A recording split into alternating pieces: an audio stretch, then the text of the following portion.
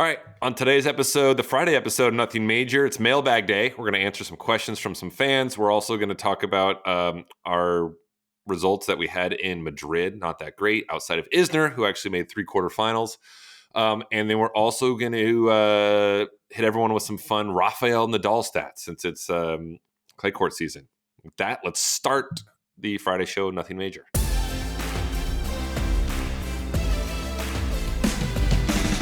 All right, everyone, welcome back. I got Jack Sock, John Isner, Steve Johnson. Jack, you have a Nothing Major hat on?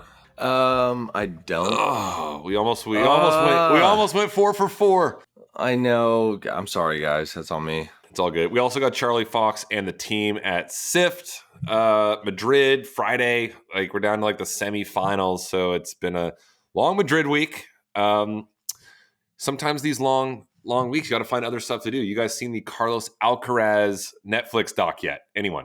It's on my to-do list. I have not seen it yet. Been a little preoccupied, but I will watch it because, I mean, he's an electric factory. So I can only imagine the documentary hopefully shows a lot of his off-court just habits and whatnot, just to see him as the person outside of the great competitor and tennis player he is. So I'm excited for it, and I will be watching it when I have a free hour or two coming up shortly.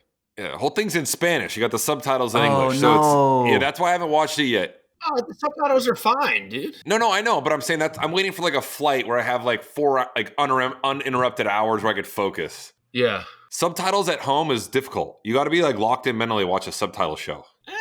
Yeah. Do you guys, when you guys watch movies in English, do you guys tell me you have the subtitles on at all times, right? No, never. Absolutely not. No, never. In English? What?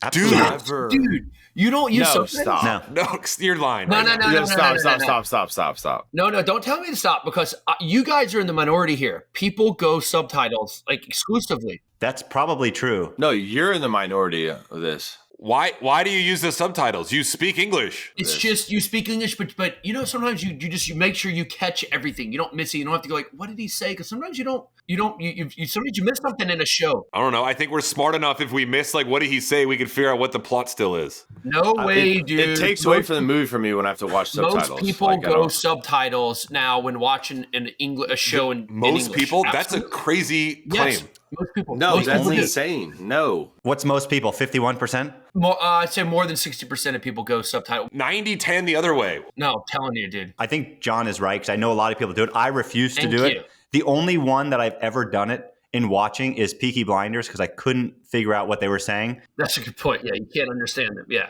But other than that, I'm not watching a show with subtitles. I speak the language sometimes well. Wait, you think 60-40 people in America watch with subtitles? There's no chance. Yeah, I do.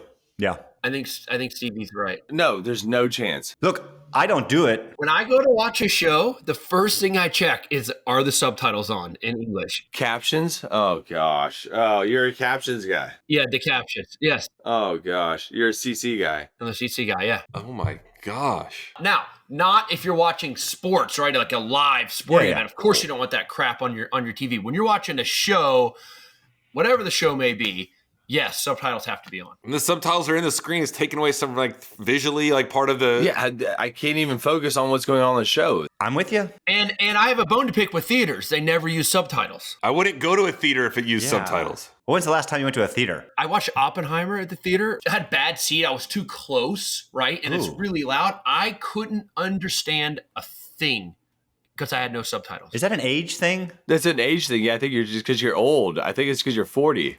Yeah, it's an age thing. No, it's not an age thing. I have great ears. I have 20/12 vision.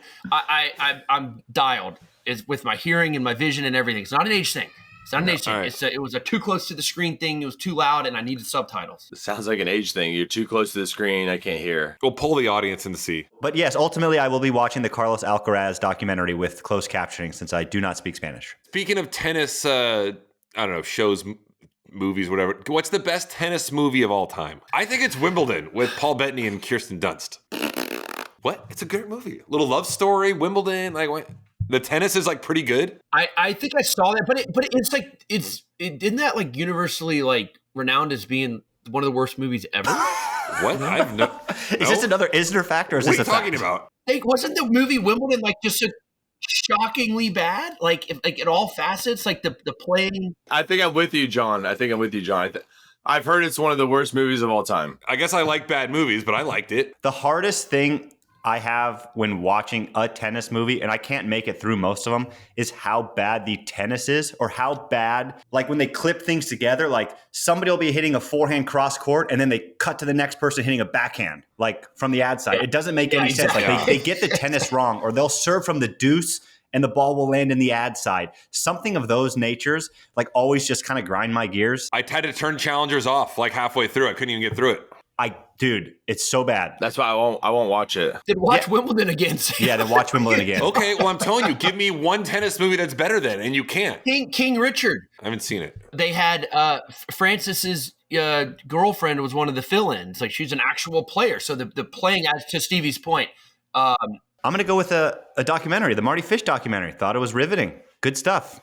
Proper tennis, good storyline.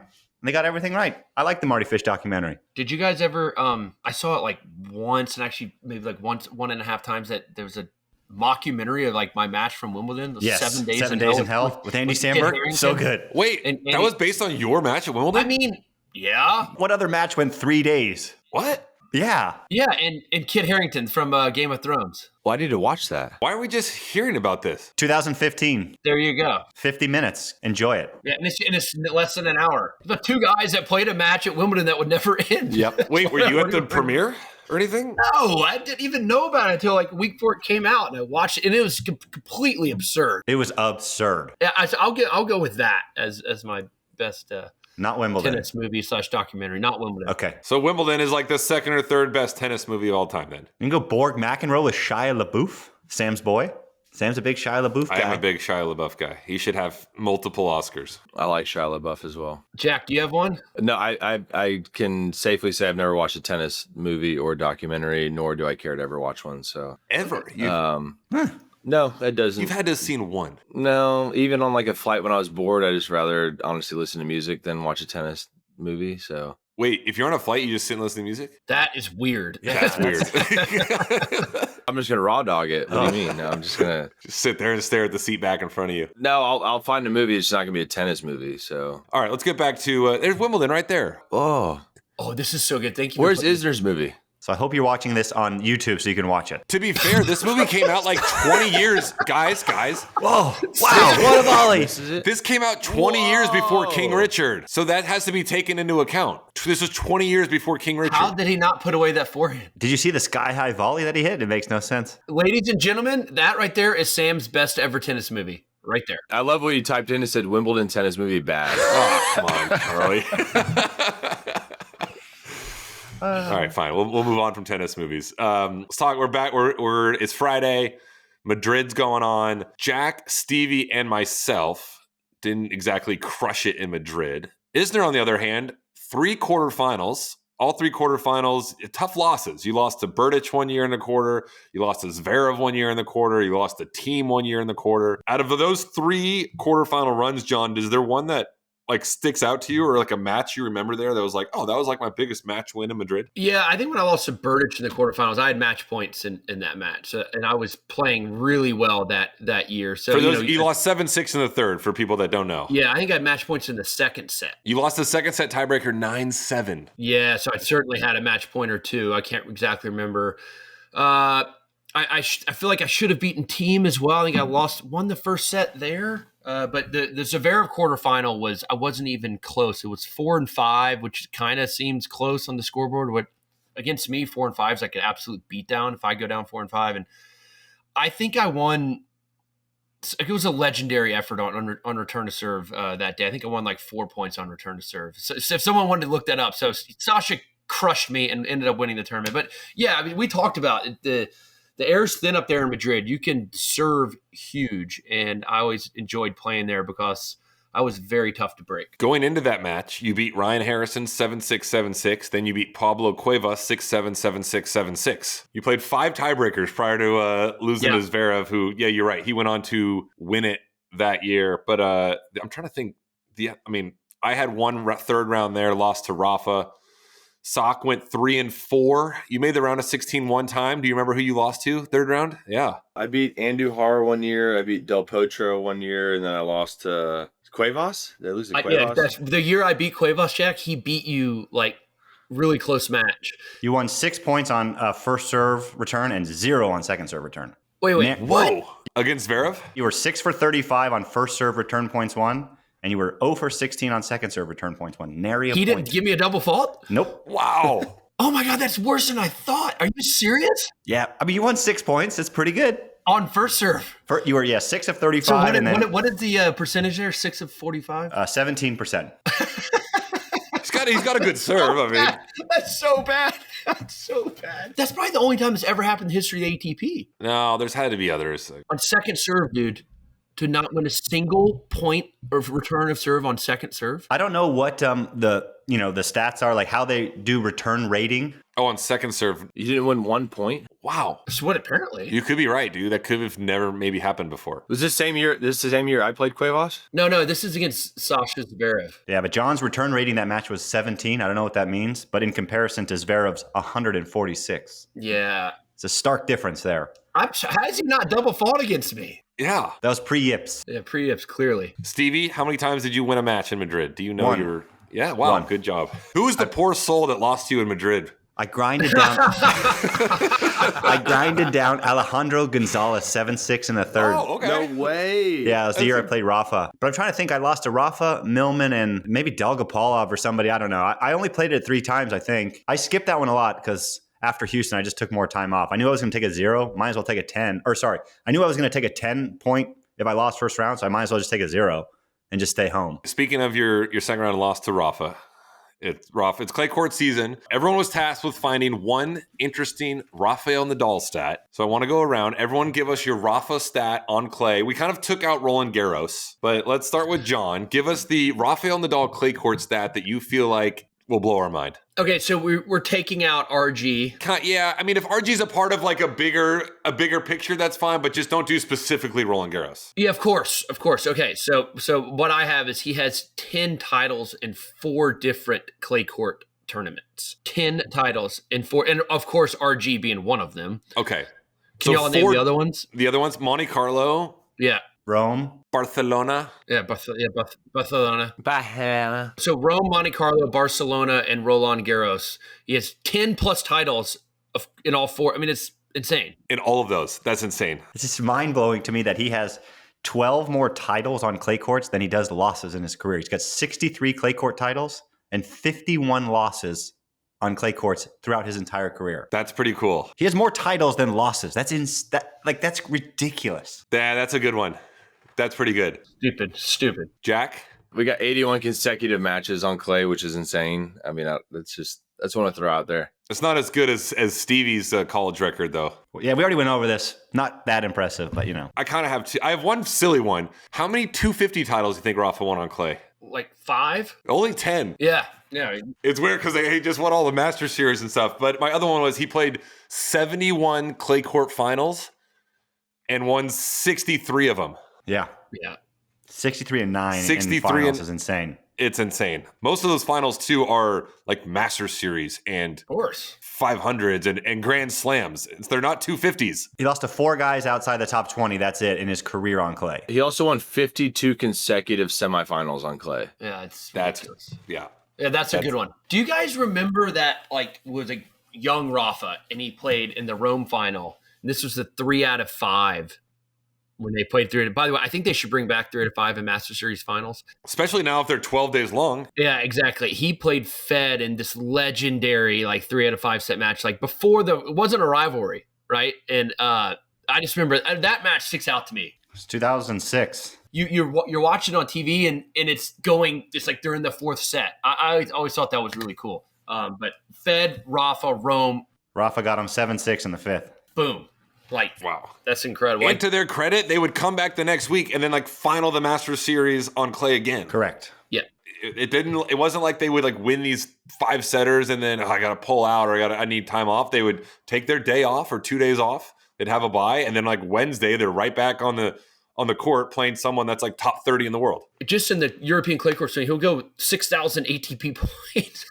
Yeah. I mean, it's like 5,500. He'd win 3 Masters, a 500, and a Slam. How many times did he win Madrid? I should know that. But you would see that, like, if you just added his clay court points, he would be 2 in the world. And he only would play 5 tournaments. 5 tournaments on clay. We rarely play down in South America, right? Maybe like in his younger days, he did. He'd win Monte Carlo, Rome, Madrid. That's 3,000. And then the French Open. He usually didn't win Madrid. Yeah, you're right. You pick up, and then If you even take out Madrid, which he, is not his most successful tournament, out of those grouping, he still wins 4,500 points. That's literally top 5 for sure. Wait, you want to bring back the best of 5 in the finals of those? Yeah. I think in all Master Series events, I think it should be 1 week long and best of 5 in the final. Especially in these long tournaments. But just for those, not for like Paris or No. I think every single Master Series should be a best of 5 in the final. If they're going to be 2 weeks, they should be best of 5. yeah. If they're gonna play it that long, I agree with that. I mean, if you go back to 1 week, I get it. I think the purest form is a 1 week with the best of 5 still. Because everyone's dialed in on a Sunday to watch a final. I remember watching Indian Wells in Miami when Totally. Agassi and Courier and Sampras and these guys were playing. It was 3 out of 5, and it just kind of stuck with me. I'm with you. yeah, there's nothing better than like a 5th set. And it's like 3-3 in the 5th, like the pressure, the atmosphere. Yeah, 4 in the afternoon, at 3-3 in the 5th. Like you're gonna turn that on. It's like turning on the golf tournament with like at hole 16. It's the same thing. It's great. All right, let's move on here. We got one thing we wanted to talk about. We obviously did our hottie bracket earlier in the year. I teased hottie coaches bracket last week or on Monday.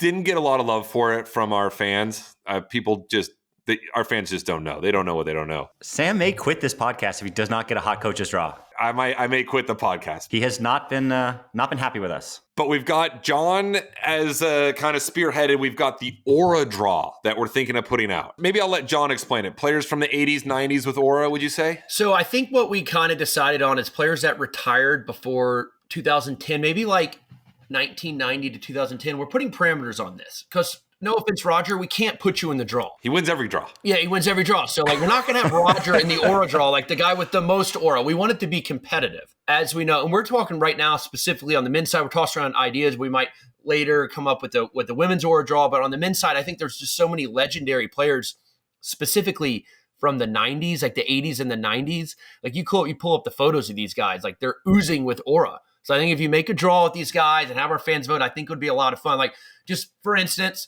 like Pat Rafter is going to be in the draw. Like look at the old photos of the guy, like a complete stud, like oozing with Aura. And I don't think he's going to win the tournament, but that's just a good example of someone who's going to be in the draw if we go forth with our inaugural Aura event. A couple of other examples, like Agassi back in the day with the Course. spandex coming through, Aura. Exactly. Bjorn Borg had Aura, Yannick Noah, but we're looking to do a 16 draw. If anyone has any good ideas, we've got a bunch, but fans, let us know. Suggest players. We'll go 1990 through 2010. 1980. Let's go 1980 through 2010. Yeah. I think there's a lot of good 80s players that you can have some serious. A lot of good 80s players. Some Aura. So much Aura just in the 80s. I feel like with some great fits in the 80s. So give us your ideas and we'll put together the Aura draw and get that going for everyone to vote on. All right, let's move on to mailbag. We've got a bunch of questions. I'm going to kind of just randomly go through and pick the ones that I think are best. First one from Joseph Shabbat. If you can make a Masters 1000 in America on clay, what city would you put it in? John, going to you. You can't say Dallas. I know what he's going to say. It's Charleston. Yeah, it's Charleston. Charleston, yeah. Do we all feel the same with this? It's Charleston? Wait, I'm trying to think. I mean, personally, Houston. Yeah, Houston. Yeah, but I think we love Houston. The venue's bigger. It's like 9,000, 10,000 seats. You got to take into consideration the infrastructure that's in place. Yeah. No, Charleston for sure. Can we make our own venue in this city, or is it just wherever? Let's play it now. Yeah, for Jack only, you can make your own venue. Where do you put a clay court Masters 1000 in America? Probably Kansas City. I think we're gonna put it. Oh, come on, get out of here. Oh yeah, next. You definitely have to put it in the Northeast or the South where people play on clay. In the West, no one plays on clay, so it wouldn't make sense. Okay, all right. Well, a Napa Valley clay court tournament, 250 with We're talking about a Masters. Master Series, yeah. But yes, we could a Napa Valley 250 on clay. I would love that. I'd sign up for that. Does sound nice. It just sounds it sounds relaxing. But Charleston's the answer there. Yeah, Charleston. Here's one from Ryan. Is Madrid a better clay court tournament than Roland Garros? Ryan, that's maybe the dumbest question I've ever read. Like, Sam, go away with this. come on, man. Run with it. No, of course it's run not. with it, Sam. It's not. I mean, right? We're on the big Chipotle. Yeah. Like, I mean, No, yeah. I don't know if Ryan's from. The only one that can make an argument is probably Monte Carlo, but it's still not. But Yeah. Yeah, but it's got an argument. Also, but I bet if you took away like the beach and the scenery of Monte Carlo, it's well, yeah, but it's you not- can't. Take Yeah, that but you can't away. do that. What do you mean? What do you take away? Okay, fine. You can't do that. All right, let's. All right. Just move the tournament. Yes, exactly. That's what I'm talking about. Got it.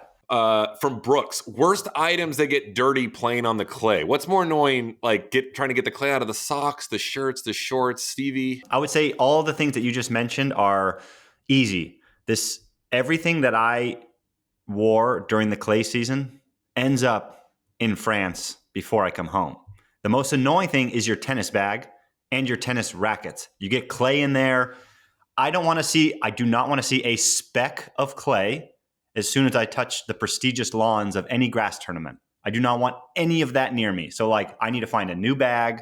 I'm getting my rackets cleaned, or I'm just leaving rackets there and I'm starting with a fresh batch like on the grass. I do not want any clay anywhere anytime after the French Open. When would you guys like switch rackets like all together? Like I go, Stevie, when you finish a clay court swing, you got rackets in your grommets up, and it's like you don't want to go to the grass courts with like orange still on your rackets. No. So would you always get a new batch of rackets after the French Open, Stevie? Yeah, so for me, I always had rackets. So let's go backwards here. In a perfect world, I would have 8 rackets through the French and then 8 rackets like through the rest of the year.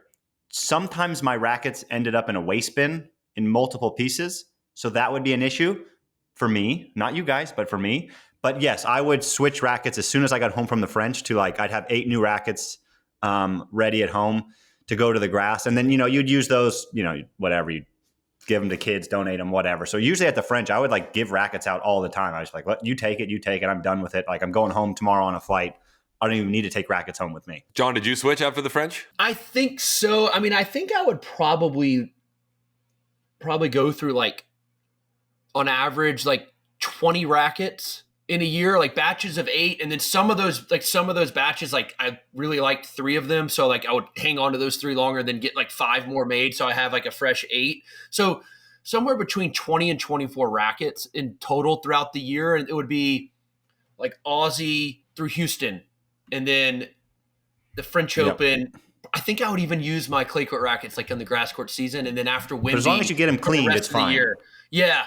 Right. So I think I had in 3 waves. After Houston, I'd get a new batch. After Wemby, I'd play the rest of the year, the summer in Asia and Europe. So around 20 to 24 rackets. What about y'all, Jack? Yeah, I was the same. I didn't care for switching out after the clay court season. I actually kind of liked it. So and if I liked a racket, I would hold on to it for a long time. So that didn't bother me. But I was probably the start of the year through Indian Wells, Miami, and then I would get a new batch, and I'd use that through Wimbledon grass season, and then maybe a new batch for the summer series or US Open. So I was probably in 3 parts, but I also, if I liked a racket, I would never let go of it. So Let me stick with rackets. This is from Aiden Mueller, Thousand Oaks High School guy, by the way. That's where I went to high school. What were your string tensions? Kind of give me mine. I would say I was anywhere between 47 to 53 for the most part of my career. Early on, I was at 70. It's you were way up there, dude. And it hurt my arm. And then the last 10 years, I was 47 to 53. Everyone else, Stevie, start with you. Give us your kind of your range on string tension during the year.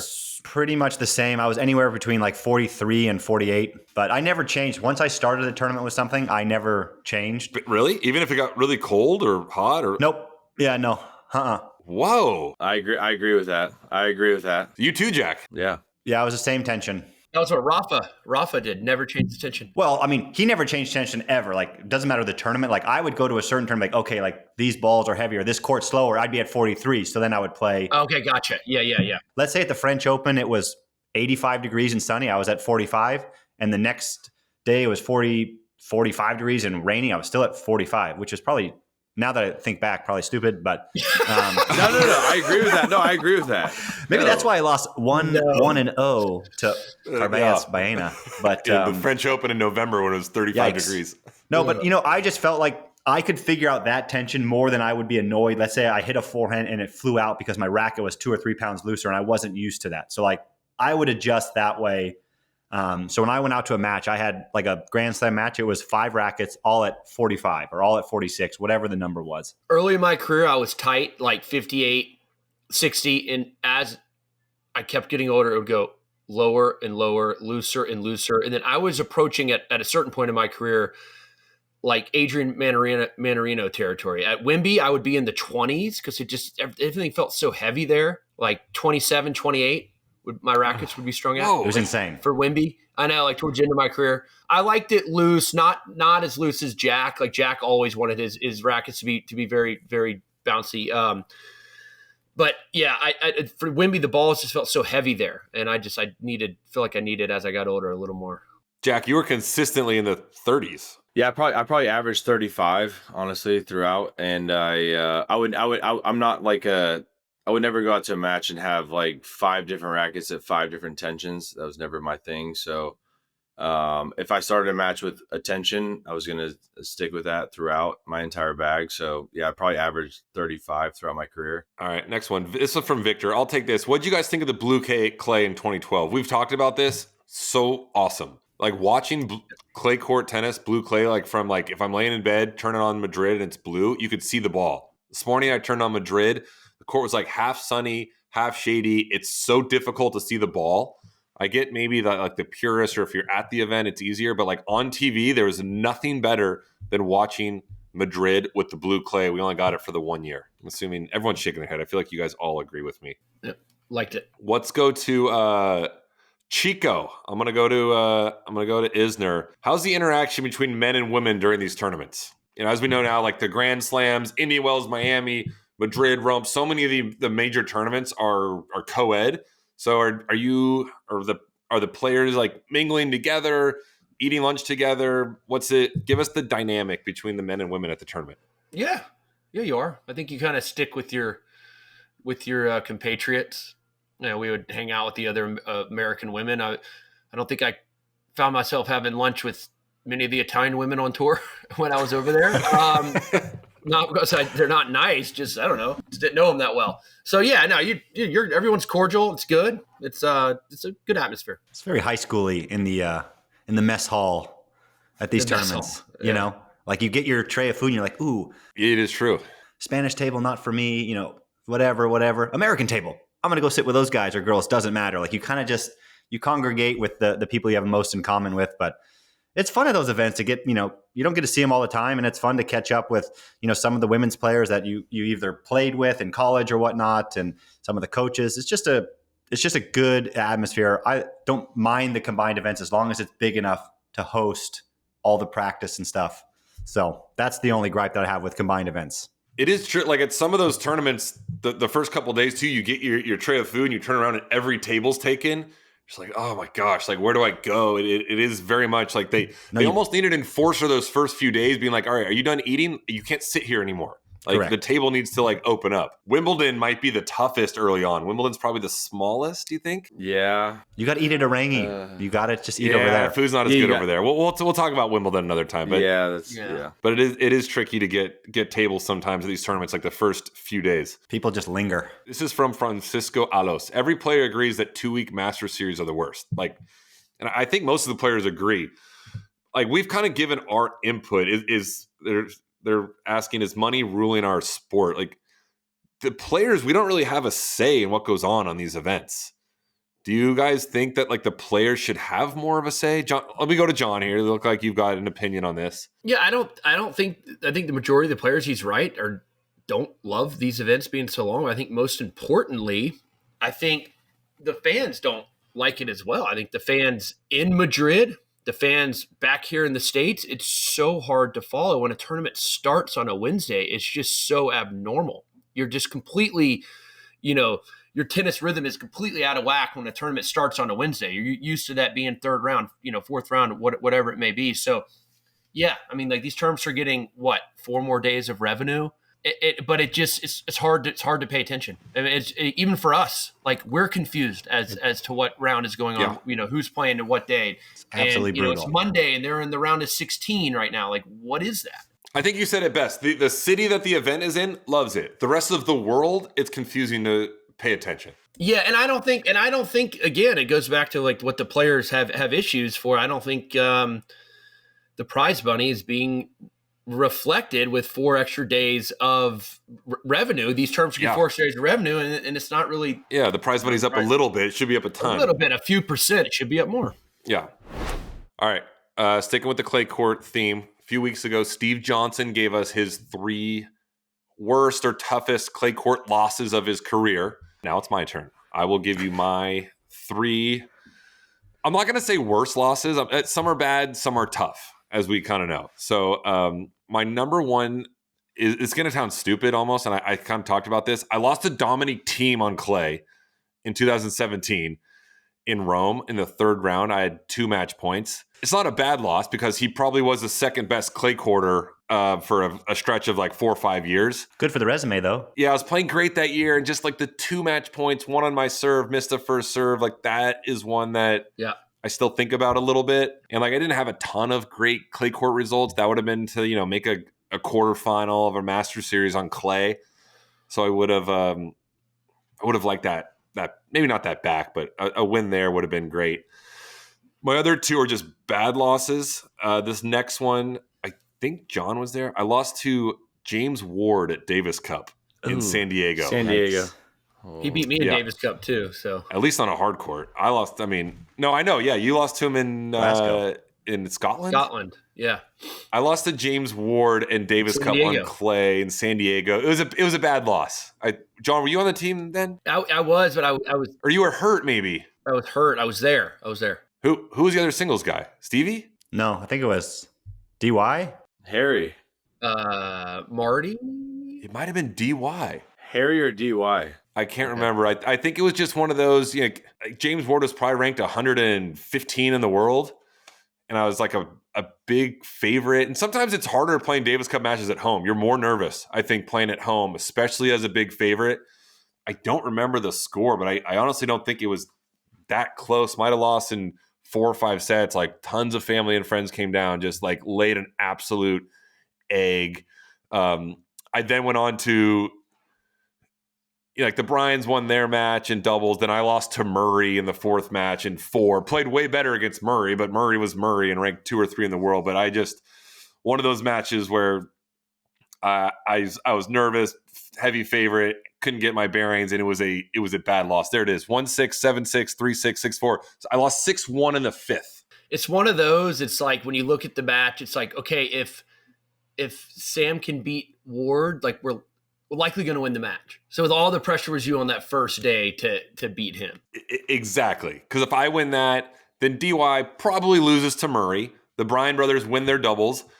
I then probably lose to Murray in the 4th match, but you never know. At that point, you're playing with house money. You go all out, and then DY probably beats Ward in a 5th tie. But losing that just changed the entire dynamic of the tie. One of the only time I think I got to play a tie in California where I live. And just completely blew it. And the last one, bad loss. I lost to Michael Moe one year in Houston. I remember that. Yeah. On center court. You remember, it was just a bad. I honestly think I lost to him badly too. I can't remember the score. Yeah, it wasn't close. Yeah, it was. Yeah, were you there? What's why you? I Because I think you and me were working with Loco. Working with Christian. Yeah, I think it was like a 2 and 2 and 4. I was literally going to say 2 and 4. I think and Mo's not like a clay quarter by any means. It was later in my career. It was on center court, and like Houston, as we talk about all the time. It's like one of the best events. You don't want to go out early there, and just lost 2 and 4 in second round match, like day match on like a Wednesday, and then you're just like gone out of the event. Like I can't remember. I don't think I was getting. I might have been getting an appearance fee there. It wouldn't have been big because it might have been the last year I played Houston. Actually, I think it was. It's a tough loss. it's just a bad loss. It was just a bad loss. But anyway, those are like the 3 clay court losses for me that stick out the most. So now we've covered Stevie's worst clay court losses. We got my worst clay court losses in the coming weeks. We still got like 4 or 5 more weeks of clay court season. We're gonna make sure we cover Isner's and Sock's worst clay court losses. I don't know. Stevie and I had some. Those are tough to beat. All right, that's it. That's it for our Friday show. It's like a somber ending to that show with the bad beats and the clay court losses. Like Yeah, just like you losing to Mo in Houston. I had a good laugh. yeah, listen to Mo. That show ends. But anyway. Go to nothingmajorshow.com. You want to submit questions. Also on socials, we got Nothing Major Show on Instagram, TikTok, X, everywhere else. And finally, we're gonna roast a player. We're gonna roast Sarah. 3-5 playing an 8-0 mixed with a You're 3-5 playing 8-0. So No, she's you playing, combine it. You combine it, yeah. Sarah also might see Stevie and John at the exhibition in Tulsa that they are playing in together next week. Here is Sarah. Is that Sarah in the? I'm assuming that is her lefty. Court? Okay. Why is someone filming from so far away? Okay, Like Patty about a 3-5. Yeah, it is like Patty Sheener. Look at the movement. Moves like a 4-0. Whoa, she's got look at it. Is she gonna hit a ball? This is the she sends highlights of her not hitting balls. Here we go. Well, This is the worst highlight ever. She's not even hitting tennis balls. There we go. She's got James Ignatovich steps. Oh, yeah. What are we doing here? They're playing like I formation. Oh, look at the different camera angles. She looks better than a 3-5. Yeah. I mean, right? Oh, it's a good B. Kind of got like, that's a good looking good move forehand. there. Look at that poach for the partner. That was set up though from the big forehand from Sarah. Yeah, set up. Is she a He's trying to 3-5? steal She the could be show. sandbagging here a little bit. Yeah, Totally I'm kind sandbagging. of with you. Go! Look at Look that. at the movement. Yeah. That's out. That is- Leave it. Wait. I'm with She's Stevie. in the I She's like a formation. Get up, 4-0. bang. That's a 4-0 overhead. 3-5s cannot put away a high volley way. like that. We're turning on Sarah right now. she's She's on- just Yes. dominating the Tulsa leagues. Interesting. Yeah, she's Got 4-5 swagger. We'll get to the bottom of this in Tulsa, John and I. your local club Yeah. champion. She's a local club champion. We're going to and- talk and, to like, Sarah in Tulsa. She is not a 3-5. Yeah, especially Look at lefty, the form, too. dude. Yeah, as a lefty, you should be way. at least a 4-0. That's just illegal. She's taking individual lessons, not just like the group ladies lessons, you know? Good eye there to let the ball that's she went with going the saber. She long. just Yeah. saber. Button come in. Oh, that 3-5 volley right there. no. that last volley. No. Not She a good threw volley. a 2-5 volley. All right, we got Sandbagger Sarah sending in videos. You guys I will like see her that. next week. Sandbagger Sarah. Sandbagger Sarah. All right, see everyone next week.